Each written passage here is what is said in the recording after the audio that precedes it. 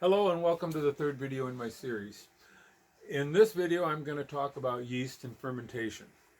We've already created our wort, we boiled it, and we got it ready for fermenting. We've added hops, any additional adjuncts and flavors, and now comes fermentation time. Now, an important thing about fermentation and anything that happens after the boil is that you've got to make sure everything is extremely clean and sanitized. You don't want to go through all this work of creating the wort and putting it in the fermenter and then have something go wrong and cause an infection that gives you nasty off flavors or turns a beer that shouldn't be sour into a sour. So make sure when you are washing your fermentation vessels, when you're washing any hoses that you're going to transfer liquid with, when you're doing anything on the after boil side of brewing, that you make sure it's sanitized. Now, I typically keep around a squirt bottle of Star San. I use that to spray down spigots. I use that to spray down anything that might be touching a surface or any surface that I might lay something down on that might get touched. That sanitizes it. Well, there are really a number of different kinds of fermenters out there. There are conical fermenters that are made of plastic, made of stainless steel. There are stainless steel flat fermenters, big old steel buckets. There are fermenters on stands. But when you're first starting to brew, you're not going to spend that kind of money. You're not going to have that kind of a system. Most people typically start out with fermentation buckets or carboys. Now over here I've got some examples of what I've used, and I think the video will probably show it. What I use most often is a bucket. This one's an Ale Pail brand. You'll notice there's a hole in the bottom here for a spigot. This is a 6.5 gallon bucket, which is just perfect for a 5-gallon batch. I also have a couple carboys. Here I got a glass carboy. It's a 5-gallon former water jug. That's good for a 3.5 to 4-gallon batch. And then I've got a what's called a big mouth bubbler, I believe. Yeah. And this one has a big mouth on the top that screws off, makes cleaning inside easier. This is also 6.5 gallons, and I use it for fermenting too.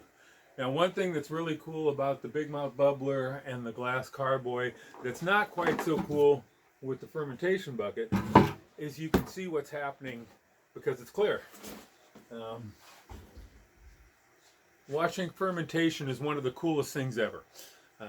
Once it gets going really good, the wort turning into beer just starts churning around. It's like watching a lava lamp. It's just really neat to watch. Plus, with the clear vessels, you can see that something is going on.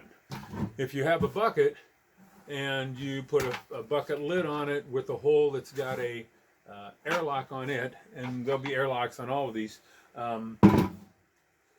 there's always a chance that the lid's going to leak, and you're not going to see that airlock bubbling like you like to see.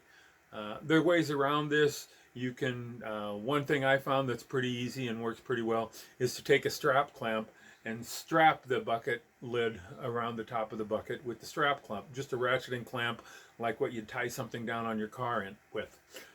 That works really good to seal up a bucket if it's got leaks, and then you can see it fermenting and you can see the bubbles coming out. One thing you don't want to do is open up the bucket and look inside to see if it's fermenting. Fermentation is going to take over a week in most cases, and you're going to be tempted to open up the bucket and see what's going on. If you get tempted, get out your cell phone and take your cell phone camera, pull the airlock out of the airlock hole, and take a picture through that airlock hole of what's going on in there. If you have to shine a light on the outside of the bucket, do that. But you should be able to get a pretty good idea what's going on. You'll see the bubbles on the top of the surface, the krausen that develops, and you won't be able to see the churning and burning that you'd see in a clear bucket or clear carboy, but you will be able to see that things are actually working. Just don't open up the bucket. If you open up the bucket, you risk dust and dirt getting in there from the air and stuff in the air, and you risk a chance of oxygen getting in there and oxygenating your wort after it's been fermenting for a while, and things can happen. So you don't want to disturb the wort if at all possible. You just want to leave it closed.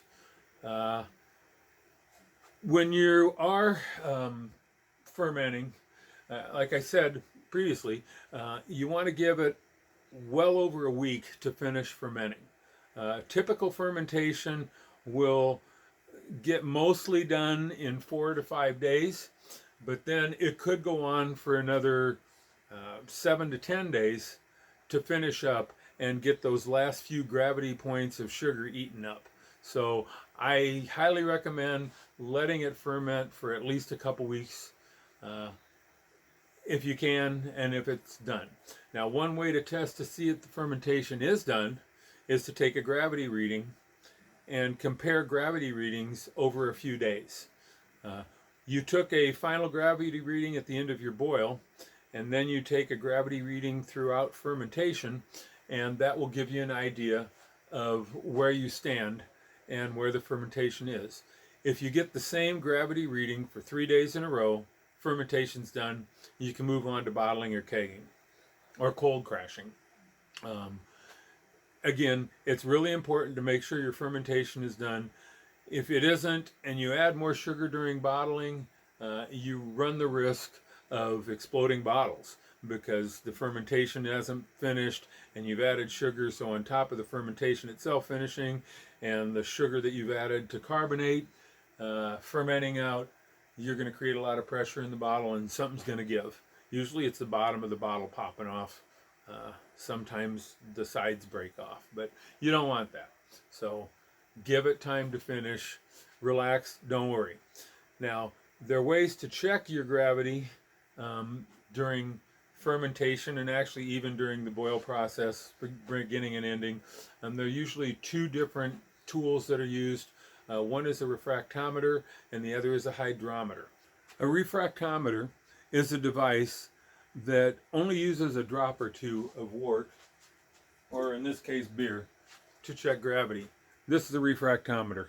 You can pick one up here for, I don't know, online off of eBay or your local homebrew store, from anywhere from, I don't know, 15 to 50 bucks, depending on where you're getting it from. This will tell you, you look into the end here, and you're not going to be able to see anything, but it will tell you where the gravity of your wort is. The other tool, the hydrometer, that's this thing right here.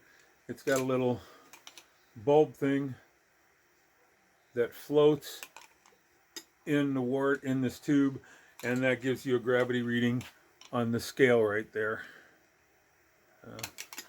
Anyway, the hydrometer is really the way to go when you're doing the fermentation. Refractometers give an accurate reading as long as there's no alcohol present. Once alcohol starts becoming present in the wort, turning into beer, a refractometer is not built to take that into account. Now, there are calculators in all the beer programs and online to where you can do a refractometer correction, and you can correct that refractometer reading to give you the accurate specific gravity reading of the wort. So I'm not saying don't use it, I'm just saying be aware you have to do the conversion. So check your gravity after 5 days and keep checking it until it's the same over 3 days, then get ready to bottle it. Now, fermentation is done by using yeast to eat the sugars in the wort, and the byproduct of that sugar consumptions is going to be CO2, that's the bubbling coming out of your airlock, and alcohol. So you need to have enough yeast in your wort to do that process to all of the sugar in your wort and finish up cleanly. If there's not enough yeast pitched into the wort, at the beginning of fermentation, that yeast is going to end up burning itself out and working really hard to try and finish up, and it's going to get stressed. And like people who get stressed, it's going to have stomach problems, it's not going to feel very good, and it's going to create nasty taste in alcohol, and it's going to give you off flavors in your beer. So you definitely want to make sure you pitch an appropriate amount of yeast into your beer. Now, there are a lot of yeast calculators that tell you how much to pitch into the beer. Beersmith has one built in. You can go to Mr. Malty online. It'll tell you how much to pitch. Most of these are pretty conservative and tell you a really good amount. But it's definitely enough to make your beer and make it good. Some beers actually do have an advantage or get an advantage from stressing the yeast a little bit. Some farmhouse beers have an advantage if they're fermented at a little higher temperature. It gives them some flavors that people look for in a farmhouse beer. It really depends on the beer you're using as to how you want your yeast to work. But typically you want to have a really, really good amount. If you're using dry yeast, typically 1 packet of dry yeast is good for 5 gallons of beer, up to a starting gravity of 1.060, 1.065. With lagers, anytime you pitch for a lager which is fermented at a colder temperature, you need to double the amount of yeast you pitch to make up for the fact that it's being fermented cooler. So with dry yeast, you pitch 2 packs. Now, liquid yeast is different from dry yeast in that most times you need to build a starter for the liquid yeast so that it gets it going and it makes sure you have enough sales to do the job. A typical starter you can do within a day of brewing or a day of pitching, and all you really need to do with a liquid yeast pack is double the amount of cells in it, maybe a little more, and that really doesn't take more than 6 or 8 hours for that to happen. You can even build a starter the day you're brewing in the morning and pitch it that night, and you'll be really good to go. Some of the liquid yeast that are available now, specifically some of the yeast from White Labs, are built to the point where you don't necessarily have to make a starter. And if you look on the sachet that White Lab gives their liquid yeast in, there are charts on the side that say what the appropriate amount of yeast is to pitch based on the specific gravity of the beer that you're pitching the yeast into. And in most cases, the White Labs yeast packs say you can pitch it directly into a wort that's below 1060. I know, I believe that they feel that's right, and I'm sure it's right. Personally, I'm kind of comfortable making a starter for all liquid yeast, but they do say you don't have to. They also say that if it's above an amount, you can pitch 2 packages of liquid yeast. Now, one thing about liquid yeast is that it's a lot more expensive than the dry yeast, so you got to take that into account. If it says that you need to pitch 2 packs or 1 pack and make a starter, I'd pitch 1 pack and make a starter to save the $10 for the yeast. Now, what a starter is a mini batch of beer. Now, if we look over here on my counter back here, I've got an Erlenmeyer flask here with a foam stopper on it that I create starters in here. I've got a stir bar that goes to the bottom here. Fill this up with wort, put it on my stir plate there, and let it go to town. I make my starter out of canned wort that I create using dry malt extract and water, and then I boil it and pressure can it, boil it. I've got another video talking about that, but that's essentially what a starter is a volume of 1040 gravity wort that you pitch the yeast in to get it woke up and get it start working. With dry yeast, they say you don't need a starter. And up until recently, Fermentus has said all you need to do is put the yeast into a volume of water and let it rehydrate, and then pitch it directly into the beer like that. But they also say that you can just sprinkle the yeast over the top of the beer if it's not a super high gravity, and it is very effective. They're later, now it's summer 2019. They've just recently put out some articles on their website that say that they've done studies of pitching their yeast hydrated and against compared against just sprinkling it over the top, and they have been able to find little or no difference in doing it either way. So they're right now their recommendation is just to go ahead and sprinkle on the top. Don't waste the time rehydrating. Now, there's also some articles that have come out recently with regards to oxygenating the wort prior to pitching the yeast. What oxygenating the wort is it takes a tank of oxygen and an oxygen stone that breaks that oxygen into little tiny bubbles, and you put that in your wort, and that oxygen's infused into the wort, and it gives the yeast a great environment to work. The yeast needs to start working with oxygen present for it to get moving. Now, once the yeast has started fermenting and it's churning and burning, you don't want oxygen in it. Oxygen's great at the beginning, not so much at the end. You want to keep the oxygen out of your beer. So that's one of the reasons you don't open your bucket when you're fermenting, because it takes that chance. Now, when I take gravity readings during fermentation, I use buckets with the spigot on it. If you don't have a spigot on your bucket, to take a gravity reading, you may be forced to open it up. Now, if you use a refractometer and you've got a really long straw, you might be able to get a couple drops out of the airlock hole. Just stick a straw down there, put your finger over the end of it, lift it up, and put a couple drops in the refractometer. That will work. I use my hydrometer almost exclusively during fermentation. In fact, I don't think I've ever used the refractometer. It only takes about 4 ounces of beer to fill my tube and get a reading. To me, that's a cost of doing business. Over the period of a couple weeks of fermenting, I may take half a dozen readings, so I lose a beer and a half out of a 48 bottle case of beer, or 48 bottle batch of beer. I don't worry about that. That's just the cost of doing business correctly.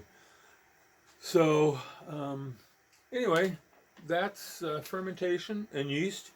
You go over my notes. Okay.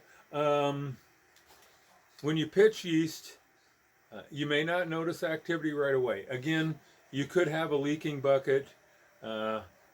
It may be working just fine. You just don't know. Take a picture of it. If you take a picture of it and you don't see a bunch of bubbles or anything happening on top of your wort, don't panic.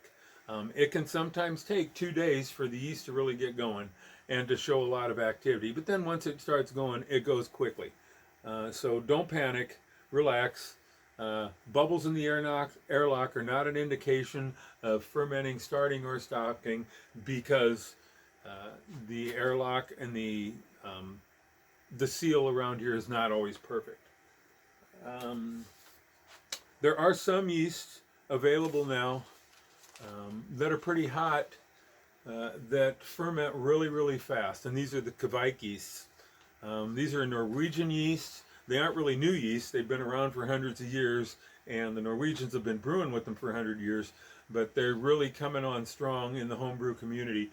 And these Kvike yeasts can ferment at temperatures as high as 90 degrees or more and turn out really good beer. So if you don't have a way to control your fermentation temperature, Kvike yeast is a great way to go. Now, speaking of fermentation temperature, every yeast that you pitch, that variety has a temperature range that it works optimally in. Now, I mentioned how you wanted to maybe get some off flavors in some beers because of stressing the yeast. That's not typically the case. And to eliminate and make sure you don't get those off flavors, you really want to have the yeast ferment your beer at a perfect temperature for that yeast strain. Most yeast, ale yeasts, the typical range is from like 65 degrees to 71 degrees, and optimally lower in that temperature range gives you the best results. Ale yeasts are higher than lager yeast. Lager yeast can be fermented in the low 50s, and they produce the great clean lager yeast flavors. Now there are some lager yeasts that work pretty well at higher temperatures, but really they're designed to work at lower temperatures. If you have any kind of a way to control fermentation and the temperature of that fermentation, you'll end up with better beer. In fact, as you move along in your beer process, that would probably be one of the first recommendations I would give you, is controlled fermentation temperature. I have a 7 cubic foot freezer that I've converted into a fermentation chamber, hooked it up to a temperature controller, an Inkbird that I built, but I didn't buy one pre-assembled, and I can set the temperature of the fermenter to be whatever I need for that beer. Now, when you're doing the temperature, you want your temperature probe to be in the beer if possible, and that would happen using a thermal well. A thermal well is a stainless steel tube that's sealed, that goes down like a straw into your beer, and the bottom's sealed. It's not really a straw, but it's a tube, and you put your temperature sensor in the tube, and it sits down in the beer, and it tells you what your beer temperature is, and that way your fermentation chamber controls the temperature optimally. Another way of doing it, and that's what I've done to this big mouth bubbler, is I actually put a piece of cozy on the side of it, and I just stick the temperature probe behind the cozy, and then it tells me what the temperature of the beer is through the plastic. Not quite as accurate as inside the beer, but it works. Fermentation control's a great thing. Let's see, one or two more things. When you're done fermenting, your beer may or may not be clear. We all like super clear beers that you can see through and read the newspaper through for a lot of the lighter Pilsner style beers, but that's not necessarily going to be the case. It takes time for the yeast to drop out of the beer and for any trub to drop out of the beer to the bottom. There are a couple of ways you can speed that up. The one way that most people use is cold crashing, and what that is taking the beer and lowering the temperature of the beer to a temperature close to freezing, and that will cause the yeast and everything in it to drop and settle to the bottom quickly. While you're doing that, you can also add what's called a fining agent that will attract a lot of those particles. One other question people ask is putting beer in a secondary fermentation vessel necessary? I would say most of the time it is totally unnecessary. You can leave the beer fermenting in your primary fermentation vessel, let everything settle out, cold crash it right in that vessel, and bottle right from there.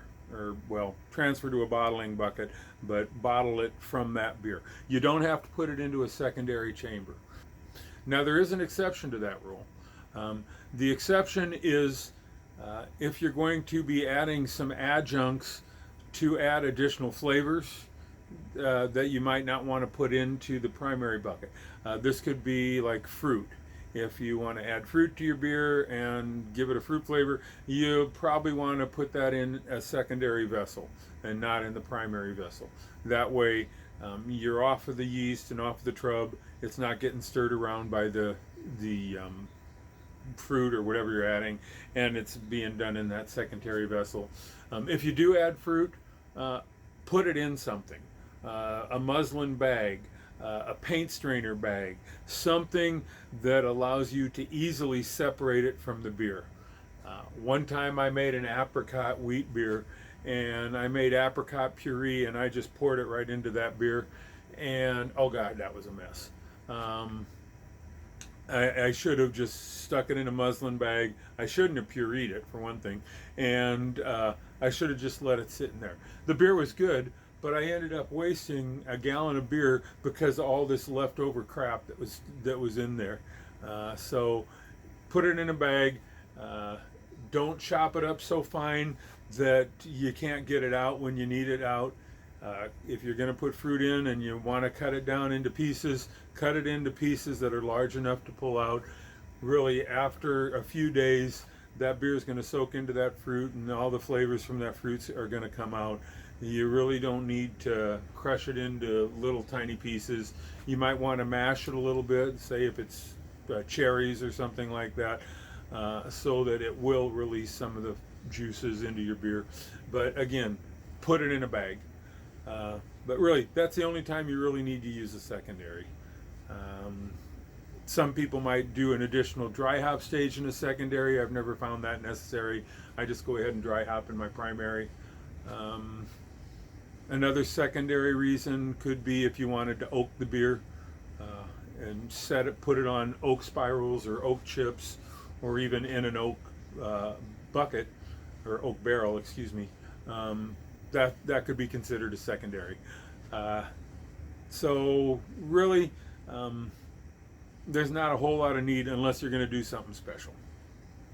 Whenever you are transferring your beer, be it to a secondary or be it to a bottling bucket or into bottles or into a keg, be really careful so that it doesn't splash.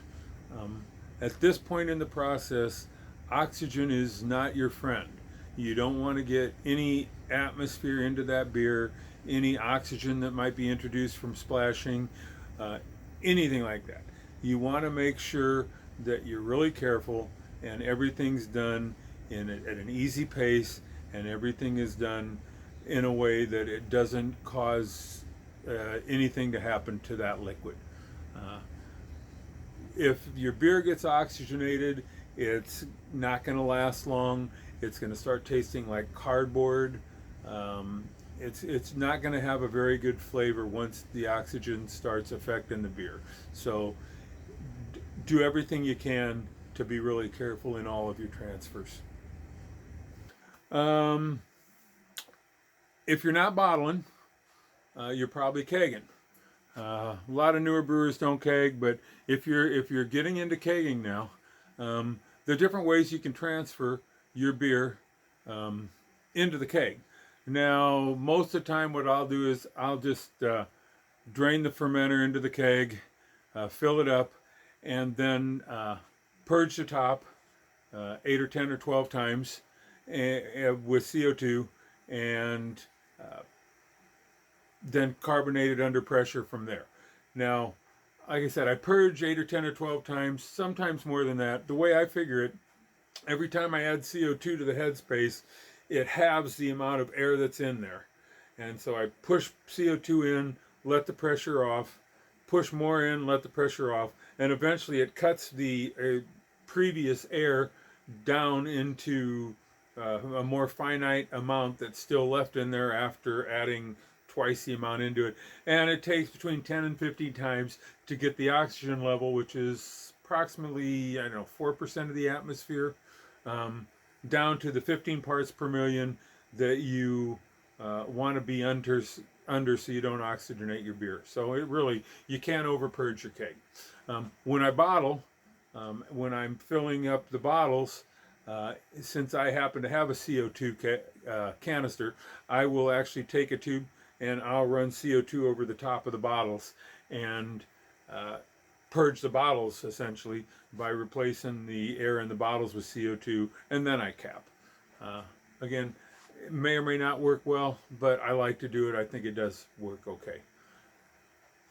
So let me see if I forgot anything. Oh, one thing when I'm bottling, I do create a sample bottle.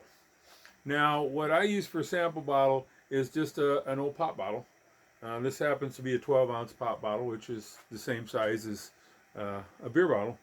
And I'll fill the bottle up with beer, squeeze all the air out of the headspace, and then tighten it up. Then I use this to check for fermentation or carbonation fermentation. I can squeeze it. When it first starts, there's no air in there, and it's really pretty flexible. As the air or the CO2 expands the headspace, and you can see I had purged this when I bottled it. There's plenty of air in there now. Well, that air CO2 that's been fermented out of the beer from the priming sugar, and it's created carbonation. So this beer is just great to drink. Now, one thing about this, if you look in the bottom, you can really see the yeast and stuff that has settled to the bottom of that. And that's what you end up with in your beer bottles. You just want to make sure you don't pour that into your glass. Although from what I understand, some German beers, if you buy them over in Germany, they expect that yeast stirred up into the beer. They want the flavor of the yeast. I can leave it alone. Anyway, when you're bottling, don't worry about yeast being present in the beer to create the carbonation. There's always going to be yeast in suspension in that beer for months and months. Unless that beer has been aging for 6 months or a year, there's really no need to add any more yeast. There's going to be plenty of yeast left in that beer to ferment. Now, my abonator is really cool. It actually has a pump on it that squirts Star San into the bottle. In fact, I got it over here. This is the abonator. You put Star San in the bottom of this here, and it's got this little pump thing on here.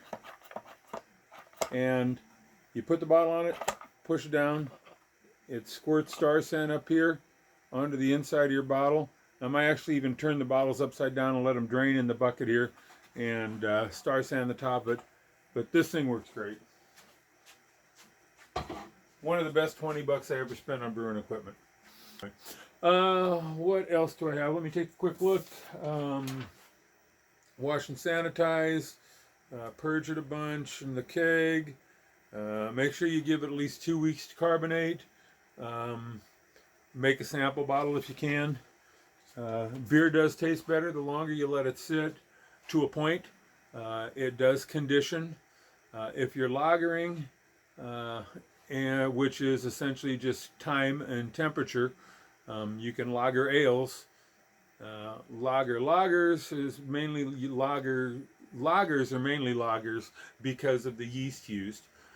Ales mainly ale because of the yeast used for ale. Ale yeast ferments at a higher temperature than lager yeast. But you can lager any beer, which is essentially giving it time at cooler temperatures, which allows things to settle out of it. So the longer you let it sit, the clearer it's going to be. There are a lot of different things you can do on your own. For example, my brew bags. Here's my brew bag that fits my 15-gallon kettle. I made it from a set of sheer curtains I picked up at Walmart for like $5 a pair. I've been using it for a couple years now, and it works as well as the day I started. Took the bottom of the curtain, made some straps, tie them up. I tied the top together, hang it from the pulley. Also picked up a spare bag, a nylon straining bag with handles on it. Haven't used this yet. May try it sometime soon. For hops bags, 1-gallon paint strainer bags. Picked these up at the home center. I think I got these at Lowe's. Work great. Put the hops in it, tie a string to it, hang it inside. Even got some 5-gallon paint strainer bags that work if I'm doing something in a small kettle. These work pretty well. Anyway, a lot of ways you can do things. You don't have to do things like everybody else. Do things the way you do it. Well, with that, that's the end of video 3 of my beginning brewing advice selection of videos. If you've enjoyed them, let me know. Like the video in the comments. Subscribe to my YouTube channel. I appreciate it. And enjoy your beer making and enjoy your beer drinking. And cheers.